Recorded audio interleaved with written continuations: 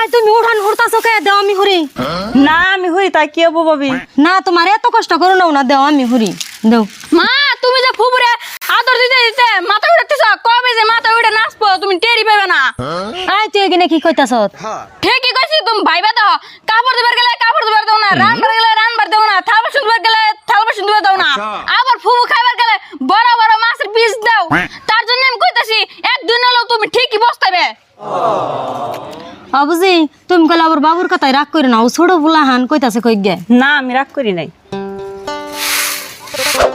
এই যে ধরো ভাত খাও। रुको जरा। মাছ ছোট আবার দেখি ভাঙ্গা। মাছ আনছে এমনি ছোট, আর তাতে করে রানবার যাবে গেছে গা। তেলের আজকে আমি ভাত খাম না। রাগ কত? বাবু তো কইছে তাহলে ঠিকই, কয়দিন পরে মাথায় উঠে নাচবো। আচ্ছা তাহলে তুমি ভাত খাইবে না? না খাম না। দেখছো দেখছো, এত বড় মানুষ তাও খাওয়া নিয়ে পেগম করে। আমার এখন ভাল লাগে না, আমি কি কম আদর করি? আজকে বাইতে আহুকো কেন নিকে ছুড়া মাছ আনে, এটা আজকে হুনুমু। এত জ্বালা আমার ভাল লাগে না। কি এর এত জ্বালা? কি হয়েছে বাইতে?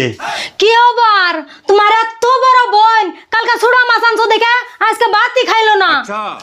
ঠিকই আছে, তোর আমি আগেই কইছি যে ও কিন্তু এখন বড় হয়ে গেছে গা, মুখের আদর কিছু কিছু কমাইস, তা তো আমার কথা শুনো না। তোমার একটা বোন হে হিসাবে। সেই হিসাব ওর কি, ছোট কালের আদর আর বড় কালের আদর দুইটা জিনিসই আলাদা। বড় হইলে হে ছোট কালের আদর দেন নাই না তারে, তুই তো সেটা বুঝোস না। আর তুমি কনে যাও তোমার বোনের ভালো করে ভাত খেয়ে খাও। এই যা ভাত খা। শোনা গো আমার ডেলি বড় মাছের মাথা দিয়ে মাসে ভাত দিব। খুব কষ্ট যে বলো।